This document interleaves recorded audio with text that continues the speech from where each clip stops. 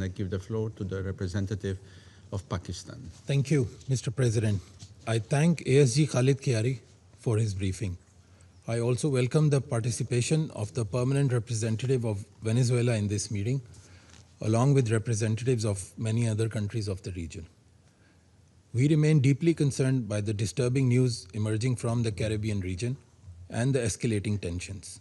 We take note of Venezuela's letters addressed to the President of the Security Council and that of yesterday, 22nd December, sharing its perspective on these developments and highlighting the potential risks to regional peace, security, and stability that require the attention of the Council.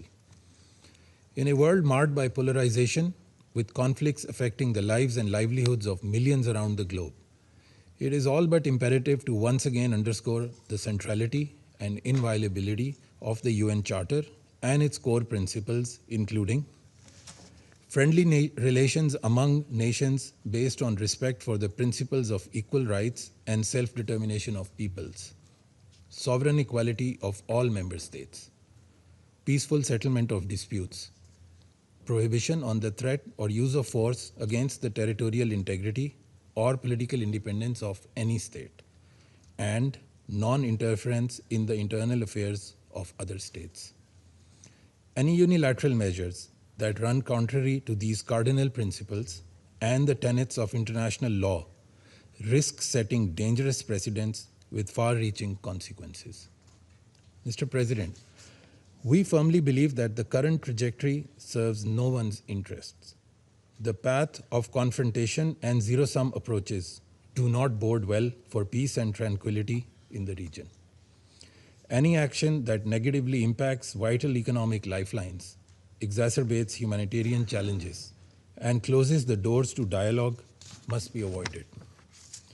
We firmly believe that the principles of sovereignty, territorial integrity, and political independence of states, as enshrined in the UN Charter, are sacrosanct.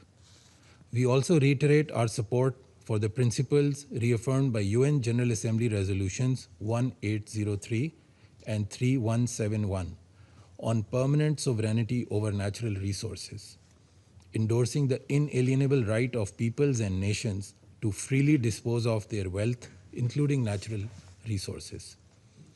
My delegation reiterates once again our consistent and principled position that any measures undertaken to counter transnational organized crime or cross-border narcotics, drug trafficking must be undertaken in a cooperative manner and should remain in full conformity with international law.